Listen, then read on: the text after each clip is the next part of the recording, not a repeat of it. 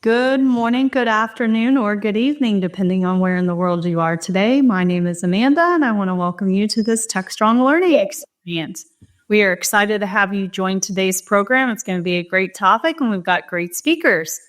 Just a few reminders before we get started. This session is being recorded, will be available afterward on demand. We will also send you a link to your inbox once we conclude today's live session as well to view. We also invite you to join us in the chat as we want to engage with you. Feel free to send your questions, your comments, or an understanding of today's topic to the Q&A panel. This can be found on the right side of your screen. And then last but not least, we also have some handouts and resources available for you in the handout section. Those are available for you to download as well and yours to keep. Feel free to utilize this along with today's session topic. And without further ado, let's go ahead and kick off today's topic, navigating VMware to AWS, the fastest path to success.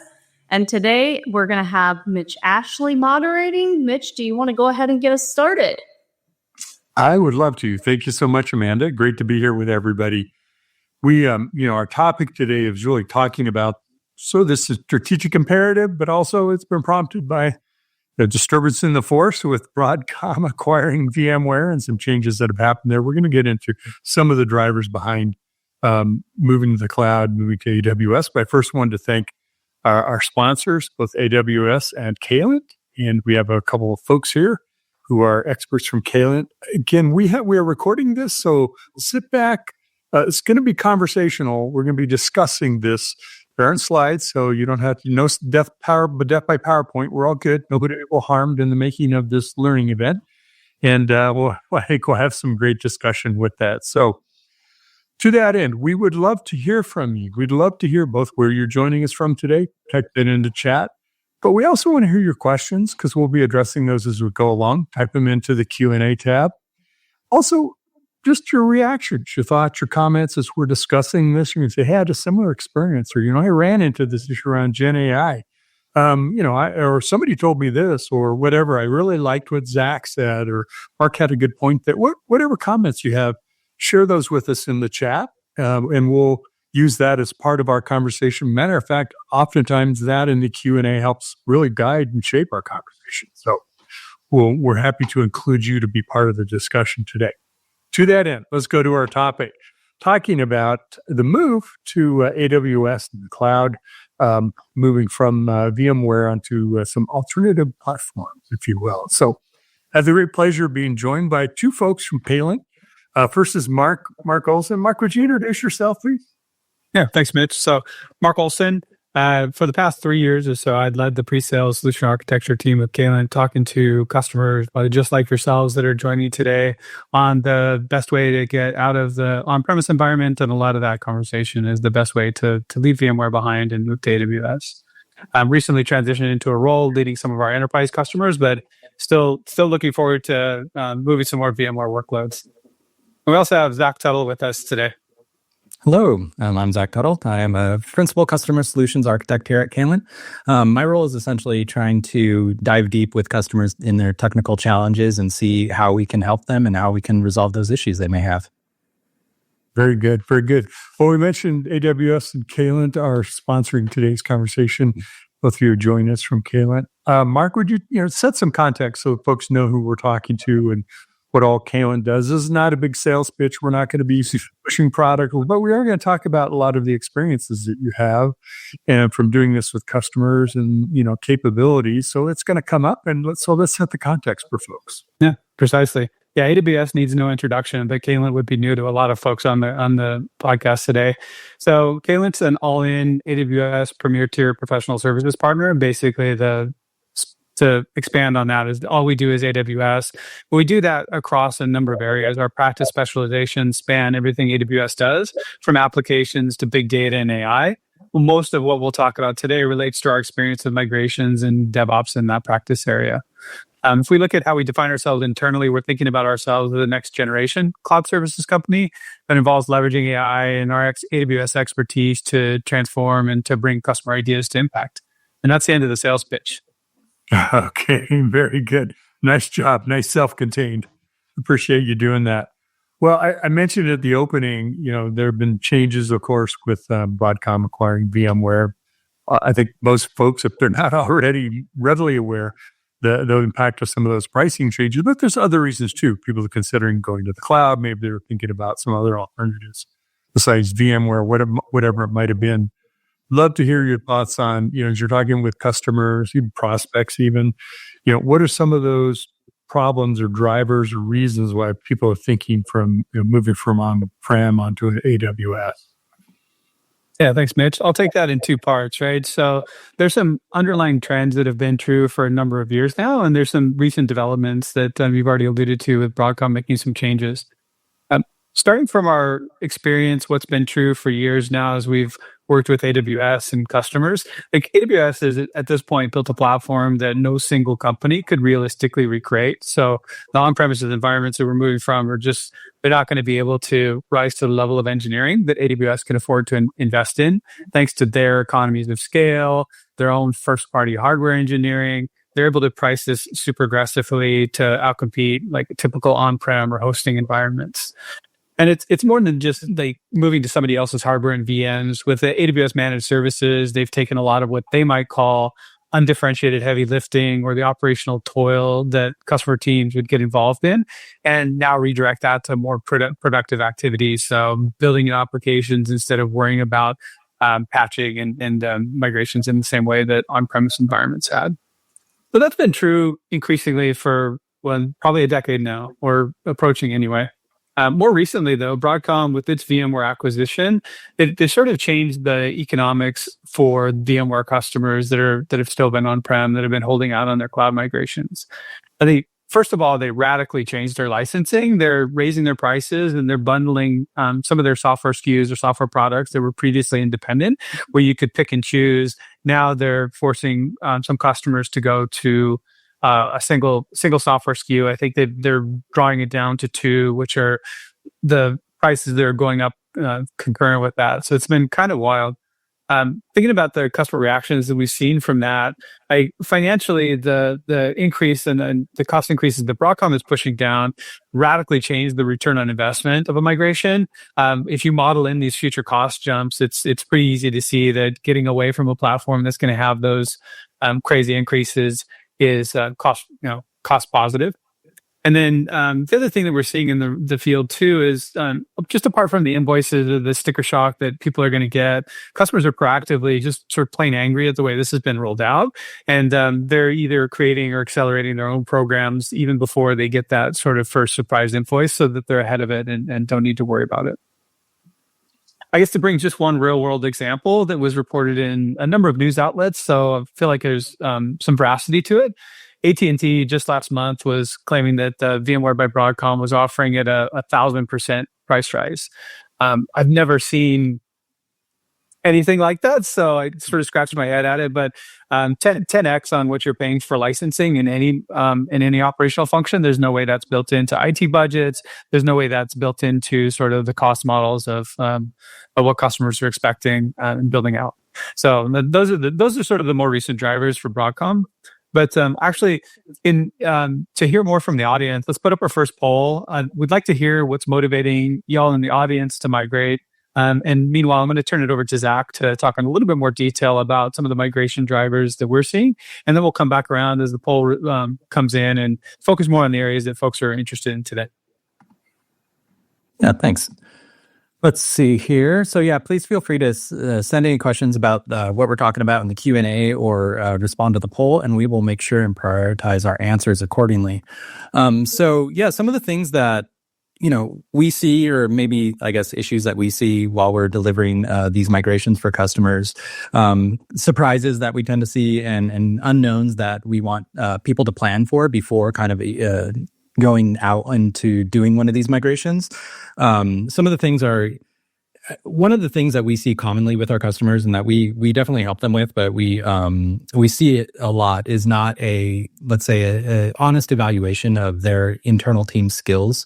So you want a good understanding of where you're at on your journey when it comes to automation, when it comes to DevOps, whatever you want to call it, platform engineering, things like that. You just want to have a good sense of where you're at currently before you make the move, and you want to make sure that you kind of stretch yourself. Like don't go 4 steps further. Don't say, hey, we're all a point and click admin shop here, and we want to start doing fully automated CI/CD pipelines for our infrastructure. We want to take steps, but you want to take one step forward. You want to push yourself just to take that one step as part of it. We find that the migrations that tend to have the most issues are the ones where they try to stretch a little bit too far beyond their team's either abilities or timeline or bandwidth or things like that. So that's just something to call out. Make sure that you're kind of evaluating your team's skill sets before you do that. The other thing that I tend to see a lot of will be mostly Windows related, and I am a longtime Windows administrator, so I'm not hating on the platform. It just tends to have more complications when you're moving into the cloud, and so we like to talk to customers, and we like to make sure that they're planning out their Windows AD, making sure that they're doing things like planning out what their AD is going to look like within the cloud. Are they going to extend their domain? Are they going to, do a multi-forest type situation? Things like that. Just a general thing. Make sure and think about Windows AD. It's a foundational piece. And what you'll see from all these things is that you're trying to set a really good foundation to move into, and make sure that it's nice and smooth. So Windows AD, that's one big one. Make sure that you have that covered. MS SQL is similar. Have a plan for that. Are you going to host yourself? Are you going to move it to EC2? Are you going to run it yourself? Or are you trying to take advantage of some of AWS's service like RDS, right, to save on some of your DBA's time? There are some pros and cons to that. It's good to evaluate it and understand what you can do within AWS. The other big thing is networking. We see a lot of kind of migrations go without long-term planning on complex networking scenarios. So if you do have any requirements around, networking that is, let's say, operationally difficult to manage internally. Maybe you have a setup where you require single egress and ingress for your internet access for all systems and people, and it requires packet inspection for everything, right? You need to plan on this, and you need to plan it out within the cloud and how that architecture is going to look. So make sure that if you are doing anything let's say interesting with your networking setup, to make sure and just be ready for that. Look at what your options are within AWS. There's many ways to do things. There's many ways to do it right, and there's many ways to do it wrong. And so you need to really plan it out and make sure that you have a good foundation in place. Again, those are kind of some of the big ones that we see. And let me see if we see any results for the poll. Yeah, let me summarize that for folks here. Basically, the leading response was avoiding future cost increases. Not surprised by that. And I think, Mark, you did a nice job saying that not just price increases, it's the way the packaging, bundling of products was changed. The second, not too far, that was about 56%. Second behind that at the 40% was improving scalability and flexibility. Is one of the things that folks expect to gain out of the cloud, right? Not always sure how to do that or the best way to do it. And last, kind of a distant last, but was reducing some of the operational burden. And I can imagine that's different depending on where you are on your own, kind of your company's journey of on-prem and wanting to move to the cloud. Mark, any reactions to that? I don't think we're too surprised about cost being the first one chosen. But no, 100% is. Especially in the current environment with higher interest rates where money is no longer free. I mean, we've been living in this environment for a couple of years now, but it's no surprise. We hear this in our customer conversations that driving down costs is a key driver. And the right now, the Broadcom license fees are the most obvious low-hanging fruit for a lot of customers. But the interesting too is Zach brought up Microsoft SQL. I think another corollary there is, Zach, if you wanted to talk a little bit about maybe moving from Microsoft SQL to other platforms can be a part of this journey as well. Yeah, it can absolutely be part of the move. I would say more so than ever. In my memory for MS SQL, it's been easier to get off of MS SQL than it has ever before. AI has been really helping our ability to do that with some customers that have very complex SQL environments with things like multiple thousands of stored procedures. We not to get too salesy again, but we do have a offering called Polyglot that can assist with that and really reduce engineering time. So we've seen it be where it's financially not feasible to move off of MS SQL because of the people hours that it takes to do the rewriting of your stored procedures, the rewriting of your just your app logic and things like that. But now it's actually the numbers make a lot more sense. So if you are a company that is ever looking at kind of, hey, we're tired of paying these MS SQL licenses, which can be quite extreme as well with the enterprise version. It's very, very feasible these days to move off of it for a relatively low cost compared to what it used to be. So we have quite a lot of those projects going on, moving off of MS SQL to, one step is to, Babelfish on Postgres as a kind of a middle step to do it, or you can do the full move onto a non-licensed platform like Postgres.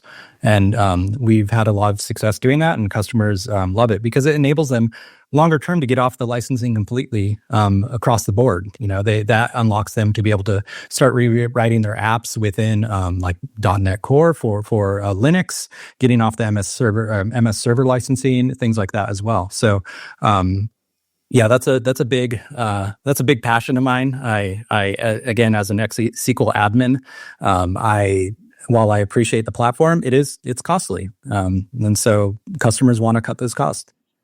Well, unless, we talked about cost, some of the drivers, and licensing for VMware is just one part of the picture, right? Yeah. And to your point, you're not going to whole scale change everything.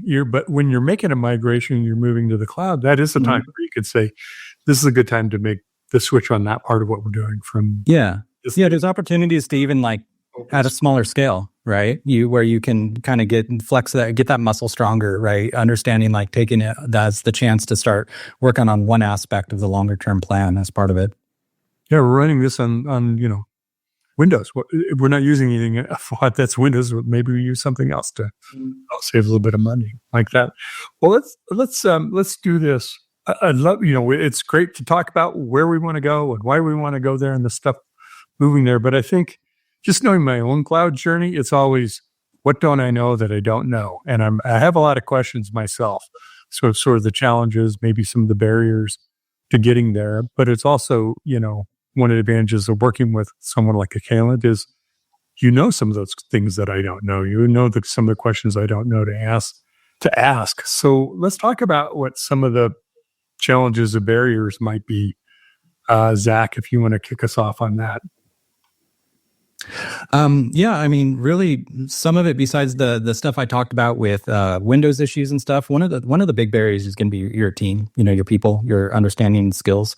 While we can do very quick lift and shift type migrations where you just move stuff over, a lot of it is going to you're going to realize a whole lot more cost savings if you kind of look at it and take a measured approach. And kind of split up that migration and do it in the proper ways. Not all lift and shift. Lift and shift is great sometimes for speed and things like that, but you're also kind of moving the tech debt with you over into the cloud. So you're not getting that kind of clean start. You're also not really changing or upgrading the skill sets of your team. You're just kind of treating AWS as another data center, and that's not where its true power lies. While it is very effective at that, its true power it really lies in those services that kind of Mark spoke about a little bit with the undifferentiated heavy lifting. It helps with that, and that's where that's where it really ties in. Great. Did we a poll we want to put up there? Mark, is this a good time? I think in just a little bit, I wanted to talk a little bit about the different customer journeys briefly and sort of how we see these projects playing out. To your point, Mitch, about some of your experience, maybe you can chime in and share what you've seen as well. The one thing I'd add in terms of barriers too is often what we see is it's a mental barrier for customers that see a Netflix that's very vocal about the kinds of advanced patterns that they're using, and everybody thinks that you need to go from this on-premise environment that's running a certain way to a wildly cloud native environment, and that's not the case. So just turning the page a little bit in terms of the way we see projects roll out. Really, the way that Kalen approaches it, we follow what AWS calls their migration acceleration program. We feel like that breaks these projects up into phases that are that make sense for customers. The way that breaks down is 3 different phases. It starts with assess. You can think about that as like a strategy and planning phase. The next phase would be mobilize. The way that we think about that is your cloud foundations and some initial workloads so that you're not just setting up a shell for future needs, but you're getting some real workloads running and starting to gain that experience with your staff. And then finally, there's the migrate and modernize phase that talks about migration waves and organizational transformation that gets really interesting. What I would say is that these are sort of fungible. You can play with these if we've got a customer recently maybe has a 75 VM migration that they're doing. We're going to smash these all into one phase and we're going to knock it out because it didn't make sense to belabor the migration with a long strategy phase. In other cases, we have customers with tens of thousands of VMs, and those definitely need an assess phase with some strategy and planning. And Zach's going to get into some of the details of some real-world customer experience that we have to share so that it's not just an abstract. And I won't go into it more than that, but having the experience to mix and match and understand how to match the business needs is really the key to that first thing in terms of thinking about phases. And then talking about patterns, especially as it relates to VMware, we've seen in cloud migration the sort of number of R's, if you will, go from 5 to 6 and now 7 in AWS's latest guidance. Some of that involves retirements and things that aren't relevant to getting out of VMware necessarily or directly. What we'll normally talk about is the rehost pattern, which is colloquially known as lift and shift. Thinking about it is just shifting boxes from your premises today or your colo today to AWS. Pretty straightforward approach. Some of that's the positive. It's really straightforward, easy to understand. The potential downsides we see for that is just you're not transforming those workloads, not running necessarily any more efficiently in AWS than you were in your data center. But the speed sometimes draws that one out. Next one I talk about is replatforming. So this is a bit of a lift in a platform as a service adoption. So AWS has a number of cloud native services. We talked about undifferentiated heavy lifting earlier, but also has some replacement services like Zach alluded to networking. Maybe you want to replace an expensive networking vendor with AWS native load balancers. That's potentially a good platform as a service to adopt along with the VMware migration. Using Amazon's relational database service to do managed database hosting so that you're no longer managing clusters and storage and worrying about failover, letting AWS do some of that work for you. And then another example is just like the EFS or FSX services for block storage. So those are just a couple of the examples, but there's some low hanging fruit that you can think about as you go beyond just a pure lift and shift. You don't necessarily have to run your SANs the same way that you did in your current environment. And that, we're talking about trying to get out of VMware quickly today. I do think that's still amenable to that. Whereas the third point of a refactor, where we're talking about modernization, this is where probably not the fastest path to escaping VMware, adopting cloud native services. Again, like not everybody has to be Netflix. They're super cloud native for a reason, for their scale. But I do think there's some opportunities, and Zach alluded to a couple of them earlier, where modernization can be low-hanging fruit in terms of retiring some of those other license fees. So moving from .NET workloads on Windows to .NET Core running on Linux with the assistance of some AI accelerators, and then also like modernizing databases from SQL Server or Oracle onto Postgres, and doing that with some AI-assisted both conversion and testing. I think those are some opportunities that may be within reach if they really make financial sense, or can be a fast follow to a migration. But ultimately, on the customer, like as we think about customer journeys, and again, this is something Zach alluded to because it is so common. People and process aspect. That's you have people, process, and technology. If you think about that three-legged stool, people and processes get potentially considerably disrupted. And so that's a place to be thinking ahead of. And it can help to have a partner that's been there before. As a bit of a shameless plug for Kalen, like knowing the different patterns that customers have implemented to help train their staff or help change processes or adapt processes that need to be well governed into a cloud native environment is something that takes a little bit of time. Other thing to think about in terms of your people, if you're a leader, bandwidth for folks, there's going to be some inevitable double duty supporting both legacy systems and a new cloud environment, and thinking about how to manage that gap, whether it's a change freeze or making change slushy or rolling in waves or affecting teams at a time. There's a number of different patterns that you can look out for staff overwork, because it's easy to forget that you're running sort of in two different worlds for a short period of time during migration. If I can jump in, I just want to reiterate one thing that you said, where you talked about the three patterns: rehosting, which is kind of a shift; replatforming, moving to using some of the services that are kind of native to AWS, load balancers. Maybe you're using a database service, DynamoDB, instead of something you've got now or whatever, like the storage, of course, S3 and other options, and then refactor or modernize, right? And one of the complications, just sharing my own experience, is if it's moving one app, it's okay. You can kind of assess and plan for that. We wish we only have one app to move most of the time, right? So we're talking about VMware. We're talking about really all things that are running on that, or potentially everything. So moving it all at once can be a real challenge, because sometimes you've got to unwind it from things that are as connected to applications, databases, services. It would be really complex to move it all at once. So part of that planning stage is working with you to say, all right, I have some things I have to undo and unwind to be able to move things. How do I figure out what to do first? And because we're going to learn while we go too, learn working with you as well as leveraging your skills. Can you share some experiences around that, helping people undo the puzzle and re-put it back together in a way that makes sense? Yeah, I'll head to Zach real quickly, but my first thought is everybody doesn't have a up-to-date, fully accurate CMDB that all the dependencies are mapped out, and we can just take a look at that and plan migration waves.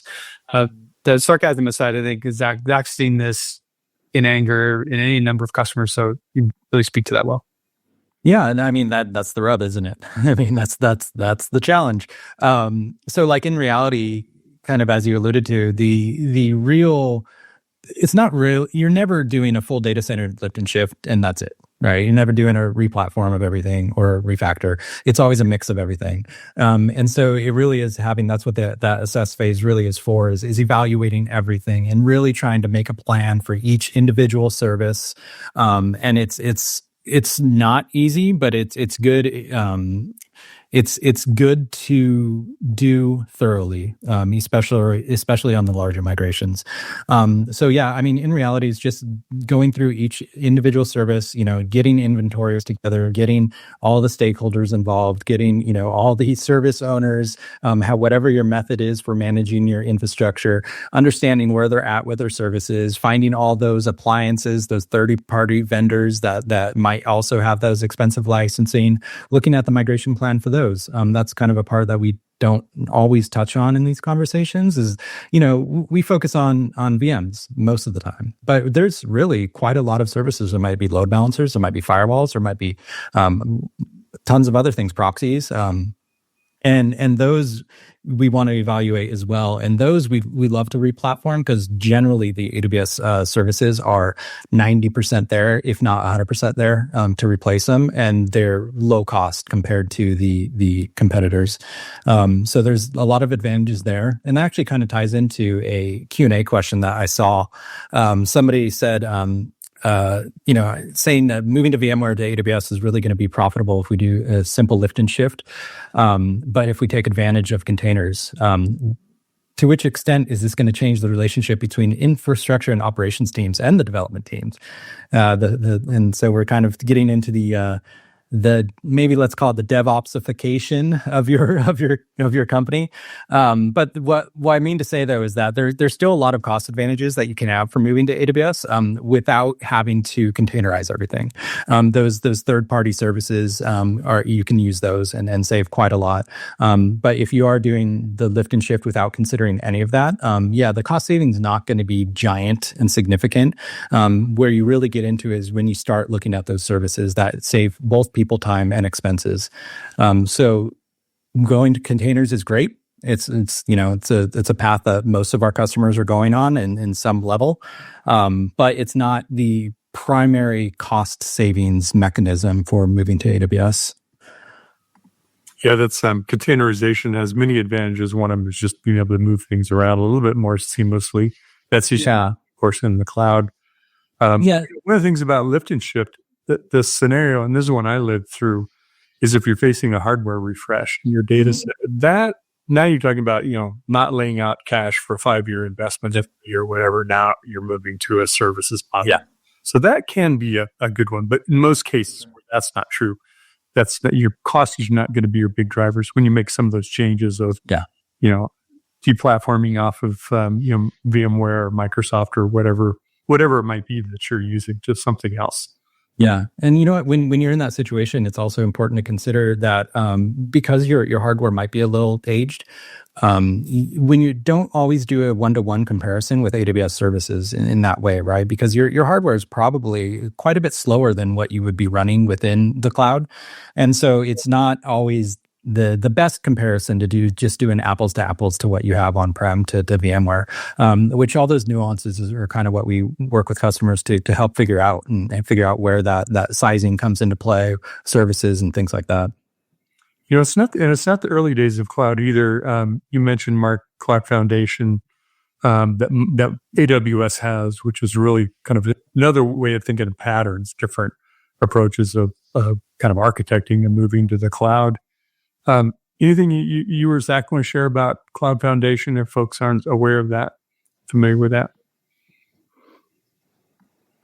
I can speak to that a little bit. Yeah. We definitely have some customer stories that I will say that most of our customer stories start with Cloud Foundation. There's a few different names for it that we use. Sometimes it's a landing zone accelerator, it's control tower with landing zone, it's things like that. But in general, it's so important that generally when we work with customers, one of the first things we ask is, do you have a control tower or landing zone in place? If not, let's please do that as step one, because it really sets up let's say a mostly done environment that is secure, that we're confident in, that it's preset in a way that we would want it, and we kind of know where we're at and how we can build on top of that. It's really critical though. We have if you guys don't mind, I'll kind of talk about a customer real quick that we did that with specifically. You know what? And while I'm talking about that, let's maybe publish the next poll because it kind of leads into that. So I'll go ahead and do that. But we have a customer that we worked with, Sigfig. I like calling them out because speaking of the Cloud Foundation, they use kind of a unique one that we don't always see in customers. But when you need a more powerful and customizable landing zone, they use a product by AWS called Landing Zone Accelerator, and that's a kind of a unique one that's used for customers that need maybe just a little bit more configuration options for their landing zones. But Sigfig was growing very, very quickly, and they were kind of having issues during the pandemic when it came to because they were having rapid growth with their customers, and so they really needed to kind of start scaling and modernizing, and so they needed to. We helped them move to AWS. We helped them set up their production environments. And one of the key things that really helped them is they were spinning up environments frequently, and their environment spin-ups were taking months at a time.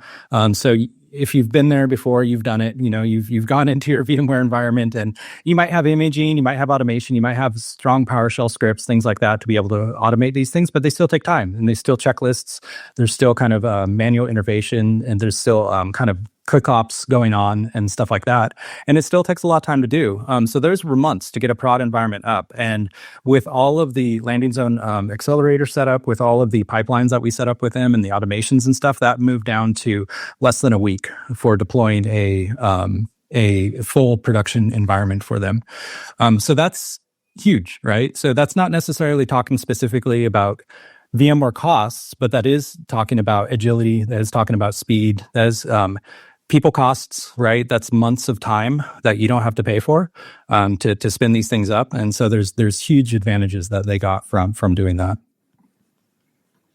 Yeah, we have kind of a comment question by Rajiv talking about when we speak about licensing, subscription versus perpetual kind of approaches is a simplified way of thinking of. There's a lot of other factors to consider, terms of when things up expire, when, VMs were here and I'm up for my Microsoft agreement here and I have these other vendor costs and what does their licensing look like, moving those things to the cloud.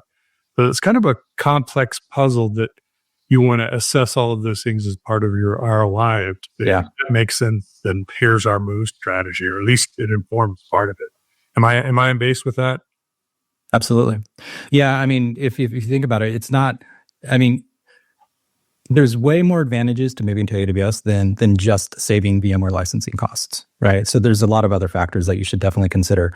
That's definitely not the only thing. So we have, this is only a recent thing. We've been moving, VMware customers to AWS for a decade, and that, they're not doing it because of licensing costs completely, right? They're doing it to take advantage of all the like what I just mentioned with Sigfig. They just mentioned they're taking advantage of the agility that they gain from it, and things like that. So yeah, like you mentioned, it's a complex equation, and you have to kind of look at what your business needs are and your IT team's needs are, and evaluate based on that for sure. Hey, let's do a quick readout on the poll here, and love to get your reaction here. Maybe we can share a few other kind of case study customer examples. Now, the results of that are I'm talking about customer journey, kind of what describes you best. Most popular answer, about 2/3 of folks, is gradual scaling as you need to grow. Second was managed platform, followed closely by large scale complex migration. And we had kind of everybody voted for at least one on all of them. Rapid migration, so slow and steady. So that says to me, people are in different places and it's got to match, it's it depends answer, right? Where you are and what not only what the drivers are, but what the outcomes you want to have from that migration. Mark, thoughts on that, or some other examples of customers you worked with? Yeah, interestingly, it's sort of there's a bit of a bell curve around that poll result that looks very similar to what we see in the market. So everything from small customers that are going quickly to large customers that need to go in waves over a 3 to 5 year plan in some cases. So that's interesting to see it in that respect. I think actually. But before I move on to customer stories, I wanted to go back to the chat. I think so. Oh, you had Rajiv. I see Sylvan's had a wasn't in Q&A. It was in Q&A. Sylvan was talking about VMware to AWS and taking advantage of containers. We did touch on that. I think the thing that I would add to that, in terms of the people changes involved, it was asking about the infrastructure and operations teams interacting with development teams. And I do think it's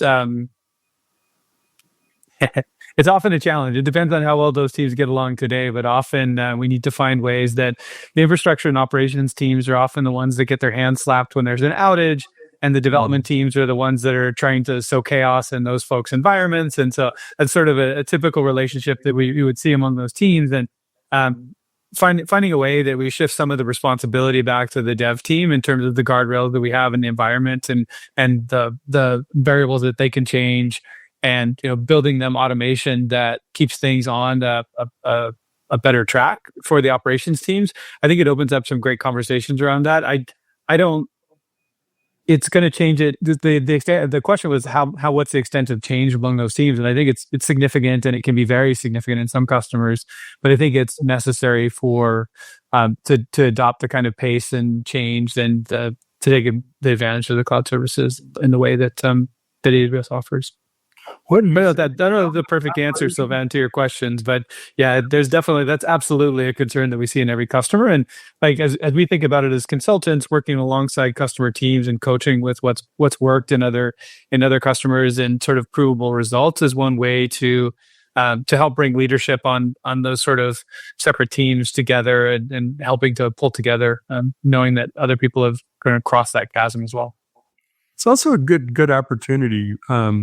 Yeah, I mean, there are traditional boundaries and silos and all those things that tend to happen in organizations, but you've got to bring the whole team together, whether it's infrastructure and security, data, development, all elements have to be part of the planning and execution at, different points of time. So it does help you bring some of those things together because folks are also learning new things too on that journey. It's not like one group's the expert at it and everybody has to follow them. It's one you have to do together. It's the only way to make it, right? Yeah, and we see customers in all different stages of that kind of journey from your kind of standard old school way of that kind of divide between devs and operations, and very advanced platform type companies that are doing you have the SRE type work and things like that. And honestly, in my opinion, what I've seen from customers where this kind of journey works the best is small changes and iterate, kind of that agile methodology, but where you're all communicating, you're all working together, you're all trying to meet the same goal and you're trying to figure out how to do it. There's no real like magic, formula to do it. Depends on your team, the work style, the kind of work they do, how advanced certain teams are with their either automation or things like that. But it's small iterative changes over time that help develop into that. Again, it's similar to what I said with moving to the cloud. We really want customers to take just like that one extra step, push it a little bit further, but not try to make those wholesale changes, because it's, especially if it's during a migration or during this there's already so much going on that you don't want to overwhelm everyone with so much to track that everything just gets bogged down. That said, Mitch, you tried to lead us back to a customer story, and I'll let you get us there now. So apologies for the divergence, but I'm going with the idea of gradual scaling. They got the most traction in the poll with the audience. I think we have a good example. One of our customers is an American jewelry company. Can't be more specific than that without being under NDA, but they essentially took a measured approach because they had applications spread across 3 different clouds and on-premise infrastructure. They had IT sprawl. They had cost and operational challenges you might imagine with a complex environment like that. And then essentially the other piece too is wanted to minimize disruption for them during key sales events, like you can imagine Mother's Day, sometimes Father's Day. So there's some spikes in this customer's workload as well as they're very important to their annual revenue. This is actually something that we came to earlier in terms of talking about like understanding the portfolio in a complex way. So in this case, we actually use AWS's built-in migration tools to assess their workloads, how they fit together, and create a plan that minimizes the impact to their daily operations. So I think with gradual scaling up, that's one of the things that we do see is that workloads get segmented well, understand what can be moved with fewer dependencies, and gradually adopt.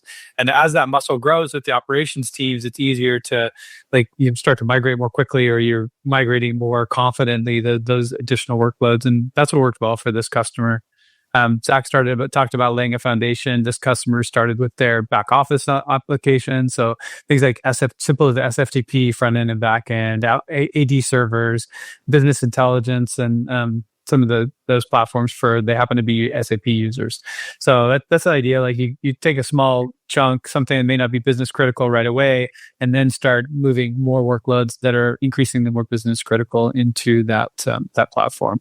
So that's easy to see in waves, and it gives you the ability to string together some wins. You're not waiting for some big bang at the end of a 12 or an 18-month project, but you're getting a series of wins with your with your internal organizations. You're getting to retire hardware VMs incrementally. So worked really well for them. Again, this is the place where we started by implementing Control Tower, and they happen to be using the Account Factory for Terraform variant because they were a Terraform shop.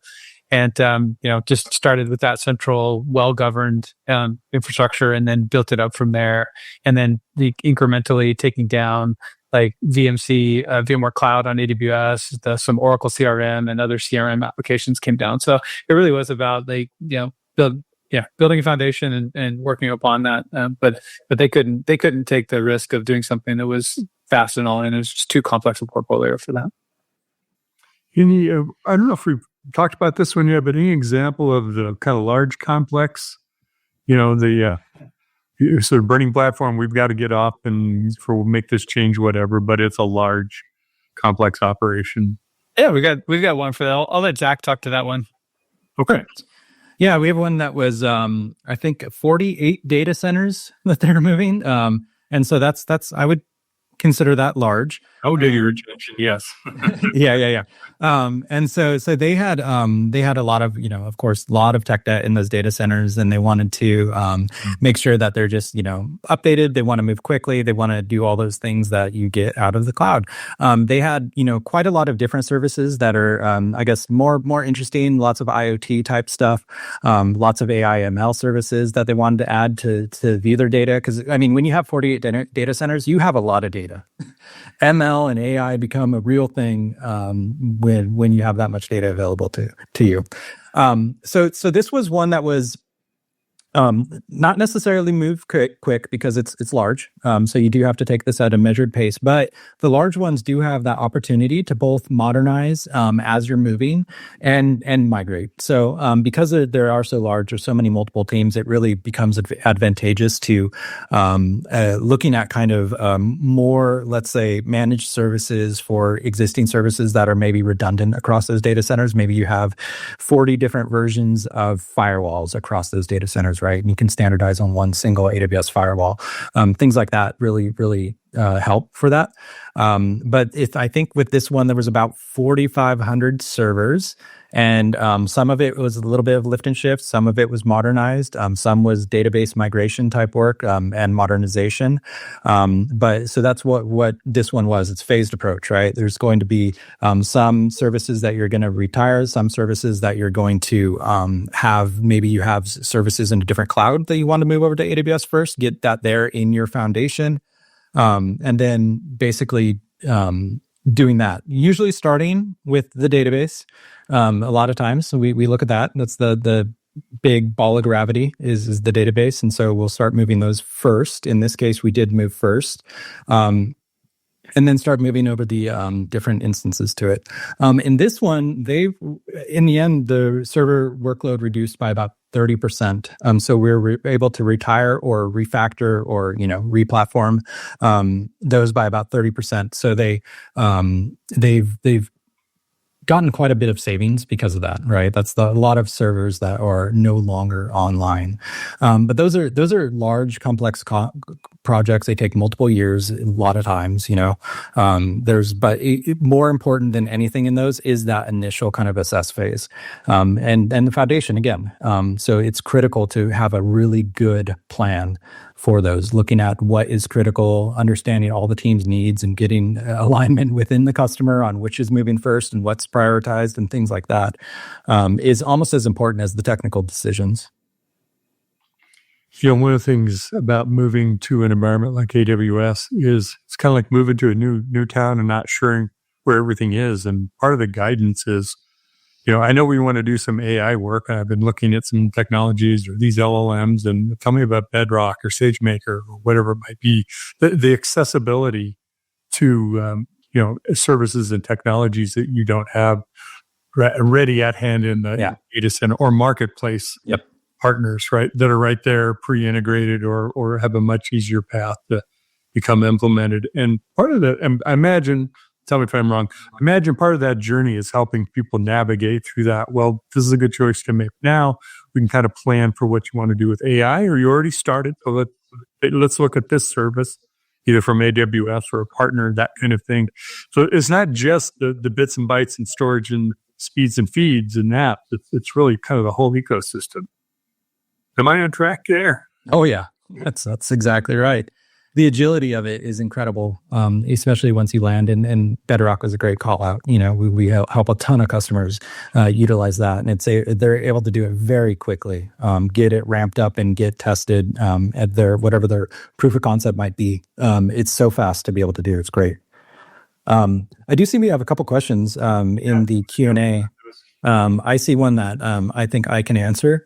It looks like the question is, we have a heavy VDI on-prem environment and are looking to have some cloud presence for BC and scalability. Can you say if there's a huge advantage of using AWS versus Azure? Frankly, I'm not sure, or I don't know of any advantage period between the two. I think it's both the same, if that's fair. So if you're in one cloud, if you're in AWS, using the VDI, using Windows remote desktop systems, workspaces is the same. There's no real distinct difference. AWS runs more Windows systems than Azure, so you're fine. It's not like you're going to be lacking any features or anything like that. But workspaces within AWS is just that. It's Windows systems that you're logging into. There are a lot of advantages within AWS I'm aware of when it comes to the integrations with the platform. So I would very much recommend, if you are going to AWS, that's where you want your VDIs to be. There's going to be a lot of advantages to doing that. But in general, they're the same thing. There's no real difference when it comes to using like a remote desktop system. Yeah, and I was going to try to answer that in chat, but I was insufficiently skilled at multitasking to do it. The thing I would add to what Zach was saying, and he alluded to it, is that the underlying cloud strategy probably drives the VDI choice more than the VDI choice should be driving the underlying cloud strategy. So a little bit of it looks a lot like, what is your 1, 3, 5-year plan for cloud adoption? And if there isn't one, you might be a little bit behind on that. That might be something to touch on with leadership, of like making sure that whatever decisions made around VDI and scalability for that is aligned with the future cloud roadmap. We're almost, time's flown by here. I wish we had another hour to spend with both of you. Maybe the wrap up thing to do is, all of us go through this choosing a partner and who to work with, and, kind of what my own assessment criteria are. If you can share, you're obviously on the end of the being chosen to work with side of it. What are some of the good questions that customers ask or potential partners ask of you, or things that they might consider? Maybe we'll open up the table a bit more. You kind of why Calent, and what some of your distinct advantages or differentiators might be. Can you kind of help us put some more meat on that bone? Yeah, I mean, I think without getting into the pitch a little bit, because there's reasons to use a partner. I think if I'm sitting on the customer side, I'm looking a little bit at work style, probably. Like understanding what is it like day to day to work with this partner, and did it fit my company's expectations of how we'd like to work internally? If there's a mismatch in work styles, it's gonna be difficult to get through that project. If you are more collaborative than your partner wants to be, or less, it's going to be potentially challenging for those reasons. And it's one of the reasons that we try to be clear at Calent about like taking what we would call quote unquote do with approach with our customers. That sounds great. Like you don't get something thrown over the wall, if you will, at the end of a project. But really, the flip side of that too is that we require some customer interaction to be following along with the project, to be giving us feedback on at least a weekly basis, and ideally be read in more quickly than that. So, does your team have that bandwidth able to carve out to provide guidance and to shadow a partner engagement, and is that expected? I think beyond culture fit, obviously expertise and understanding if there's if there's a reference, or in the case of like AWS, sometimes provides our reference, if you will. They've seen us work across a number of clients. The AWS account rep, if you're an AWS customer, can be a good source of information of like, okay, I've got, is this partner reputable? Have they delivered success? And could be another way to make sure that you're not just getting a partner's top 3 referenceable clients, the only 3 that they had success with. And then, potentially challenge to understand what the escalation processes are work, what mechanisms are in place for just a solid project management, and understanding whether you're getting just staff, if you're getting just folks that you're going to have to redirect, or is this a partnership where the partner you're working with is going to be managing their project to your success, making sure that you're not dealing, you don't have a second job managing these resources that are on for the project or whatever engagement. Mitch, what do you ask for? You've worked with partners as well. I'm curious your point of view. Yeah, I'm glad you asked, because I had a few thoughts too about it, and I think I'm making this transition 3 times to the cloud for different organizations. Had a partner each time, and there are several reasons. One of them is, again, it's that you don't know what you don't know. So on the financial side, it's what are the costs that I need to expect, and how do we kind of build not only the ROI but the operating model. What are the advantages that I can gain that I'm not thinking of because I'm not that familiar with working in the cloud? It can be the services and technologies. It can be how I do releases of software when I have more, CPU virtual systems available to me than I might have in a private data center.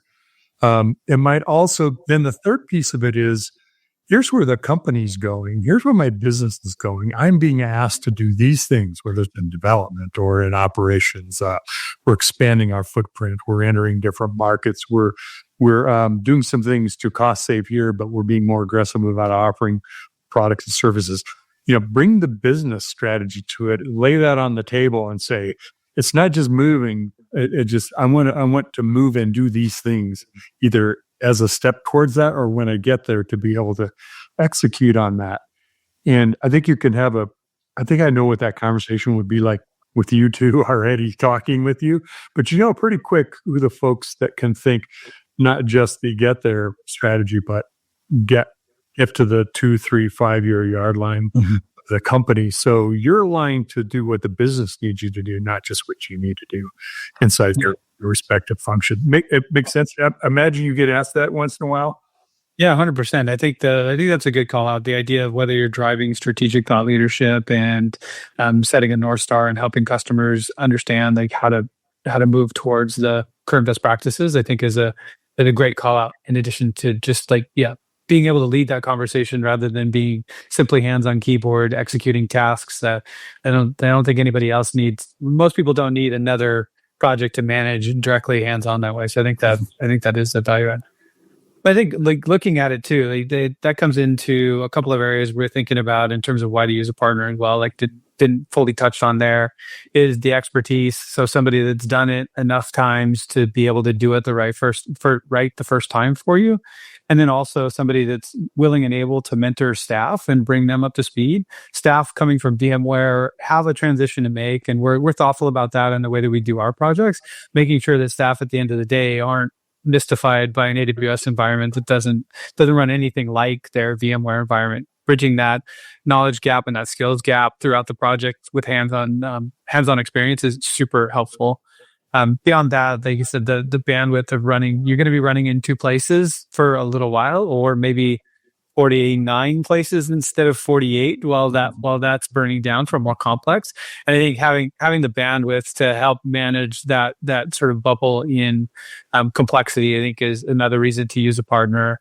And then we talked about the modernization and thought leadership, which I think is critical. So I think it's relatively easy, and we see partners that will happily do a lift and shift and get folks no more modern than they are today and leave it at that and call their jobs done and wipe their hands of it. And I think that sets customers up for a surprise. Like, you do have to take some advantage of the cloud to make it cost effective when moving.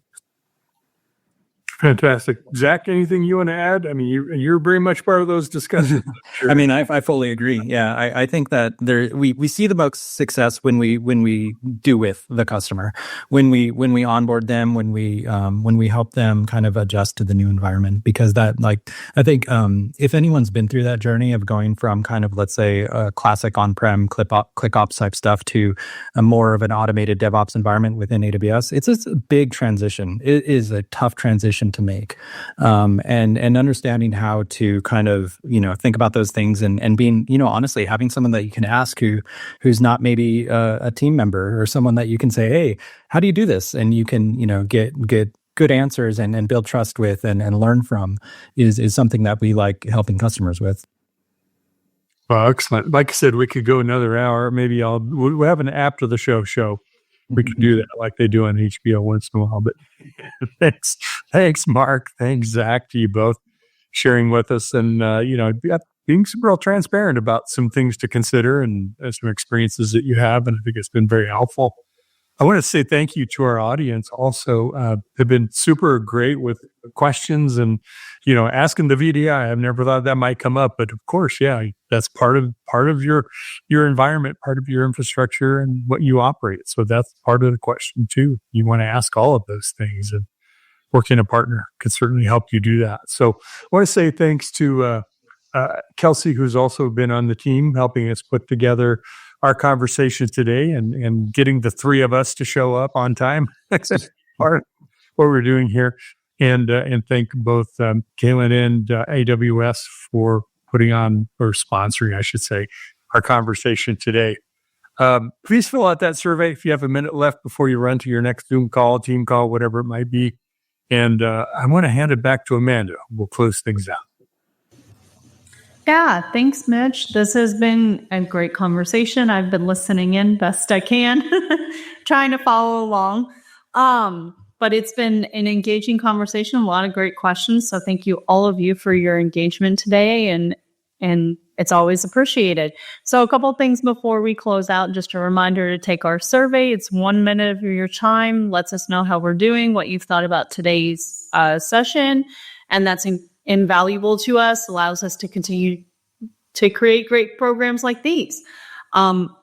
Also, we will email you a link to view the on-demand recording, as the session has been recorded as well. And then most of all, thank you to our speakers, Zach, Mark, and of course, Mitch. Thanks for moderating today. Appreciate you. And with that being said, we thank you all for joining us, and thanks for joining this TechStrong learning experience. We hope you have a good day. Thanks for hosting us, Amanda and Mitch. Have a great day. Thank you. Bye for now.